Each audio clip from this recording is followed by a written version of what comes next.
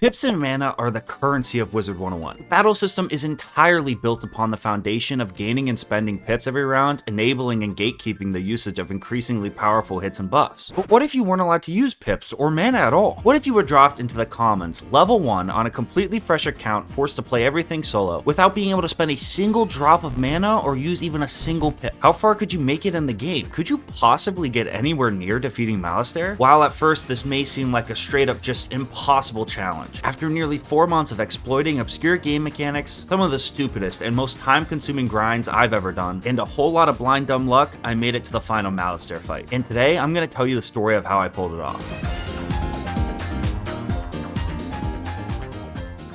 First off, let's clarify the rules. Obviously, the first and major rule, no pips or mana can be used in battle. This essentially means I'm restricted to 0 pip spells and pet will and may cast because they're the only spells in the game that don't consume pips or mana. But I am allowed to mark outside of battle because it had no difficulty or gameplay impact. It literally just cuts down on boring walking times, especially in worlds like Mushu. Additionally, this run is completely solo with no shared bank or sugar daddy carries. I gotta farm all my own golden items. Also, this run was completely free to play besides paying for membership. I'm clarifying this because methods of attaining free crowns directly from King's Isle, like trivia, watching ads, or limited time codes, are fair game. So if we're willing to grind for it, we will have limited access to the crown shop. And with that set in stone, we can begin the run and address the first big question of where do I even start? Manaless challenges have been done before, shout out my man Weenie, but they all took advantage of the shared bank and pre-made pets, so they weren't going to be much of a help to me here. I needed to form my own plan. So Sigma Grinder Instagram short style, I devised a 5-step plan to gather everything I would need to defeat Malistaire. Step 1 was to get as far in the game as realistically possible. I knew I needed to find a way to get to a high enough level that I could consistently kill 2 310 health minions in a single fight. At first this seemed like it was going to be really easy. I spawned in Unicorn Way, gathered low level reagents, and sold them at the bazaar. With this gold I bought a low level wand for its wand hits. These wand hits are stupidly weak, and we alone only get 7 of them per fight, so they alone can't win any 2v1 fights. Luckily for us, Wizard City's main story is all 1v1 fights. Even the 2v1 towers can be made into 1v1s by killing the minion, fleeing, quickly porting back in, making it a 1v1 fight. So while painfully slow, these wand hits were effective at clearing out the 3 streets. But when it came to the final boss of Wizard City, Lord Nightshade, we had a big problem. Even in a 1v1 scenario, boosted wand hits just didn't do enough to kill him. I went around and did all the easy XP side quests accessible to me, but even with the level boost, we were still mathematically short of having enough damage to kill him. This problem was definitely a bit of a head scratcher. There aren't any trained 0 pip damage spells available to us, but there also aren't any treasure card 0 pip damage spells either. This challenge was seemingly genuinely impossible if it wasn't for the most obscure card I've ever used in any challenge, Mutate Ice Snake.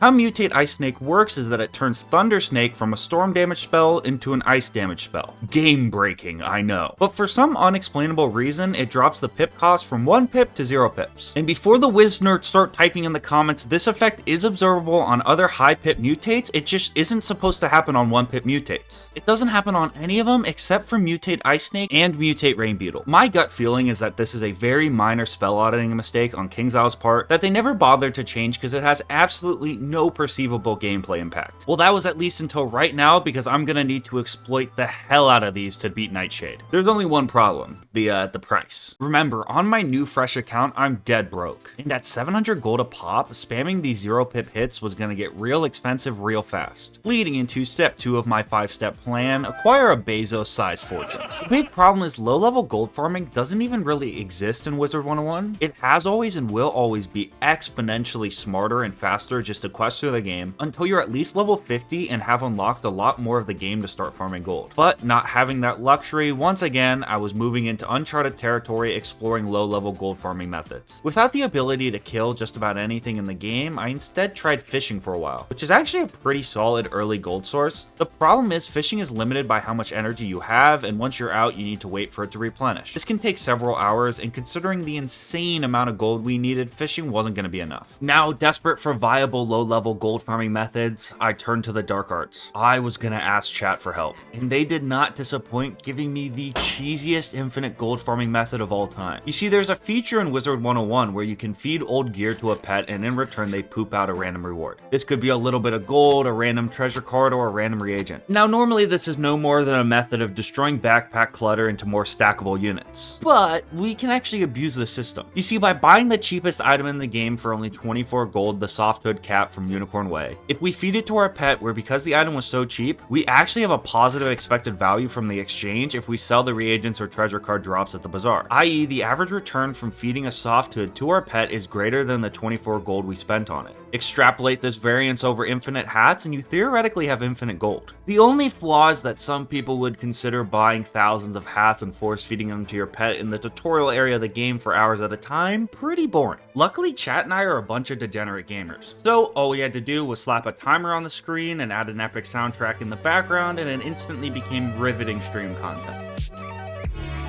Come on.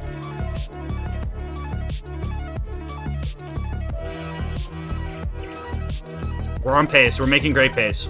No!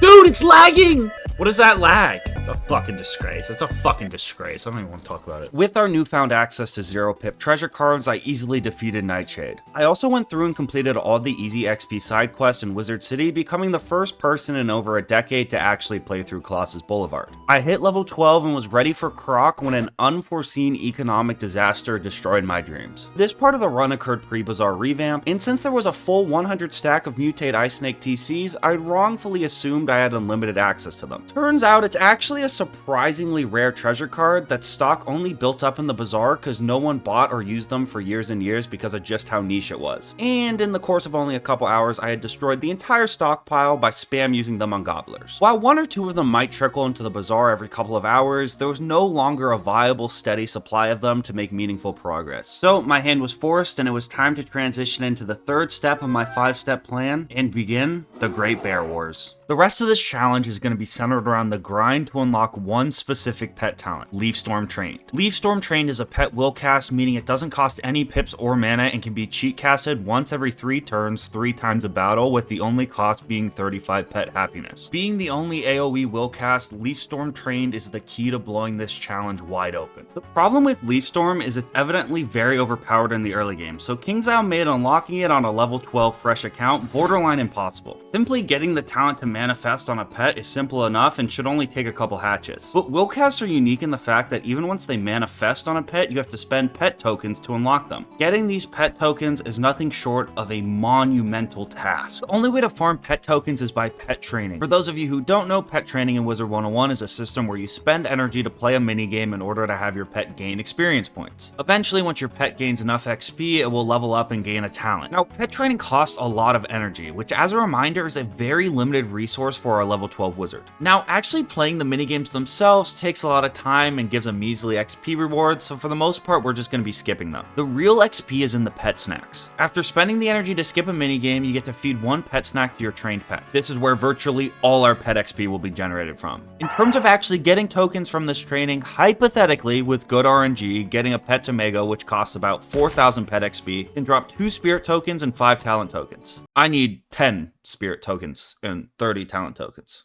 We are so cooked. There are some random events like double reagent periods and pet promenade that can give us a few bonus tokens here and there, but even accounting for that, I realized I was going to need to train a bare minimum of 4 pets to Mega. Or in other words, I needed to generate a ginormous 16,000 total pet XP. After considering and crunching some of these numbers, chat and I realized using normal 5 to 10 XP snacks, this process would likely take over a year straight of grinding to complete. With the current landscape of my economic and political wrongdoings, I'm gonna have to flee the country by then, so that left me with only one option. I needed Mega Snacks. Mega Snacks are the pet training equivalent of steroids. Rather than granting a measly 5 to 10 pet XP when consumed, it grants a massive 40 to 50. Considering our major constraint while pet training was energy, maximizing its efficiency was the name of the game. The problem is Mega Snacks are pretty difficult and time consuming to get. The only free-to-play renewable source of them comes from garnering a select few seeds, and only one of those seeds is available to us. It needs no introduction. Our Lord and Savior, the Holy One, the Couch Potato. Fortunately, Couch Potatoes do drop from a mob we just unlocked access to at level 10. It's the previously mentioned 310 health Troubled Warriors in Grizzleheim. The issue is the drop rate is pathetically awful. People have to kill hundreds of these bears for a decent sized Couch Potato farm, which is already painful enough when you can just instantly one-shot them. I can just barely wand hit whittle them to death, meaning my fights don't just take a couple seconds, they can take over 5 minutes each. At 5 minutes per 2 bears, it would take about 20 hours for me to kill 500 bears, which should be enough to start a large enough Couch Potato farm. But could I really commit that much time of my fleeting youth? No,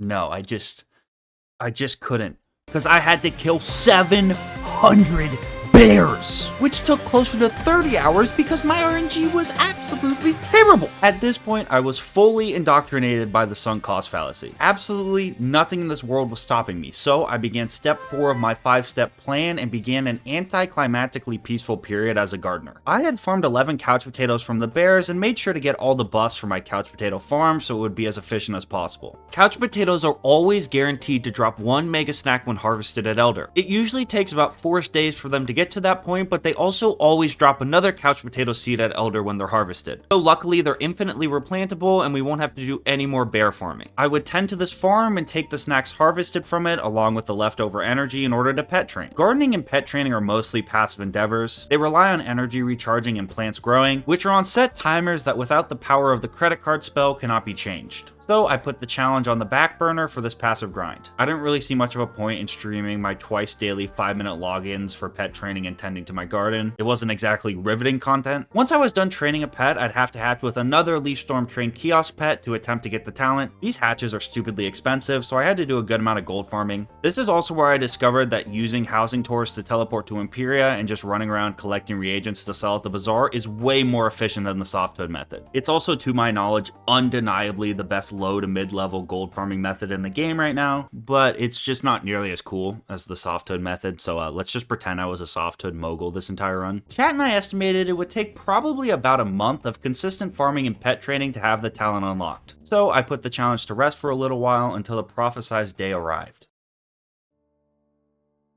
Oh, how naive I was. Seemingly countless problems arose, from overestimating my mega snack output to real-life struggles to stay consistently farming, and just some of the straight-up worst RNG I've ever experienced. It became a meme in my stream for a while. It seemed like this challenge was never actually going to be completed. So in these dark times, I persevered, fighting tooth and nail for every talent token, until eventually gathering just enough talent tokens to unlock the talent. Yet it somehow still evaded manifesting for me, even after 20 plus trained and hatched pets. We were bordering on statistical impossibility at this point. I was genuinely convinced that the talent was either glitched or had some level requirement thing I wasn't aware of. This admittedly led me on stream to declare multiple times that I had straight up given up on the challenge. But my undying commitment to beating this children's card game in the stupidest ways possible always brought me back. And finally, Lucky Marley set me free. I fucking did it!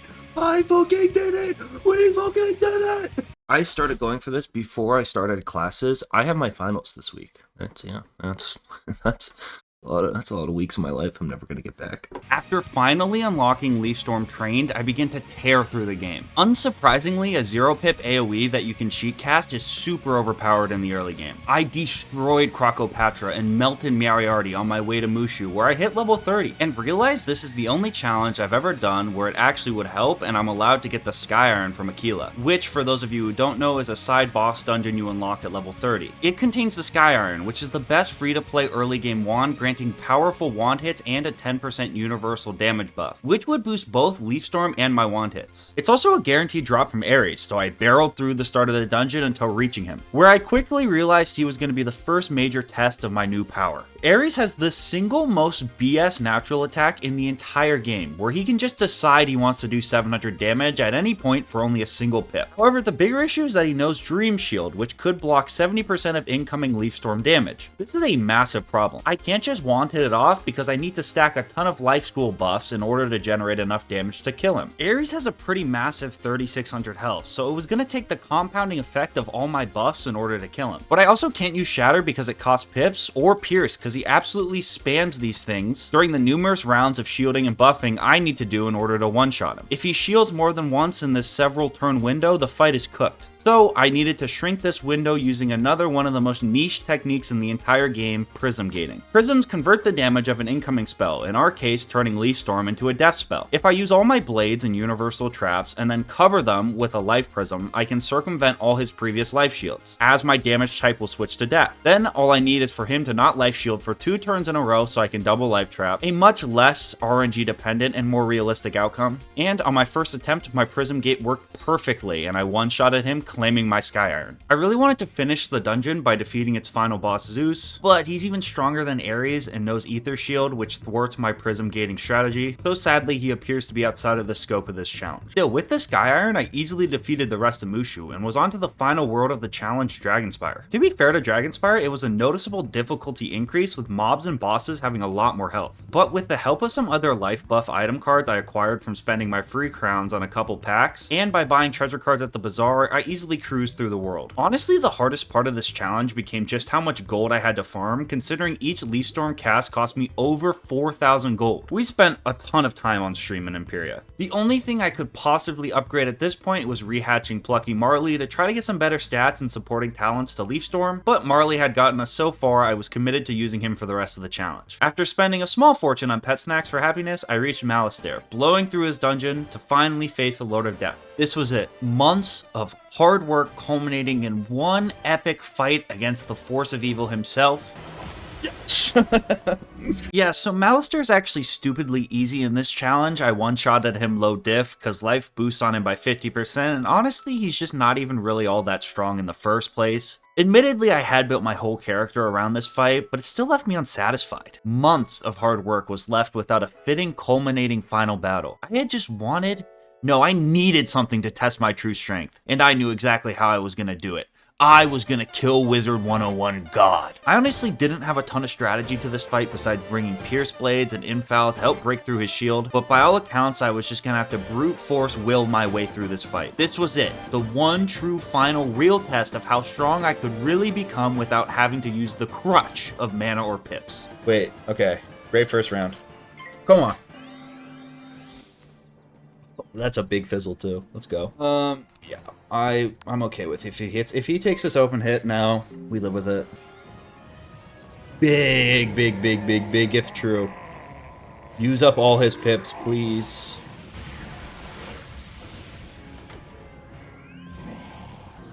That's fine. We knew that was gonna happen eventually. I could honestly try Storm. Yeah, of course this comes out.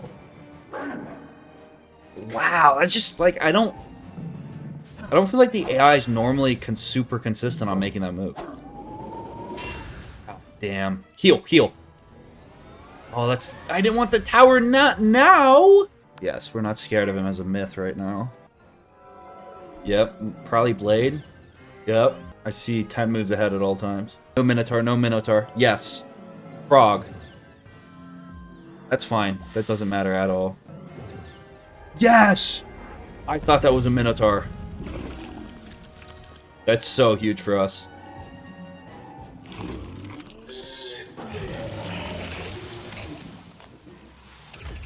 That's really big. I don't fear a Minnow right now. I'd in a weird way be okay with it. What I'm not okay with here is a natural attack. Yes. Minnow? Oh, that's literally best case scenario. Please, at least do, like, more than you did last time. And then we at least have a chance to finish him here. Oh, and I double shield this. I'm actually, I might be the smartest man alive. Bro got double shielded. Okay, wait, this is big for us.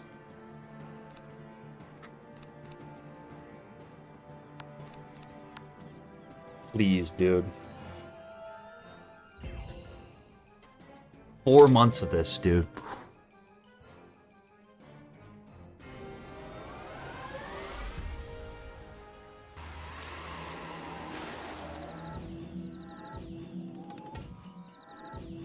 I feel like I have more blades this time. I think whoever said that was right.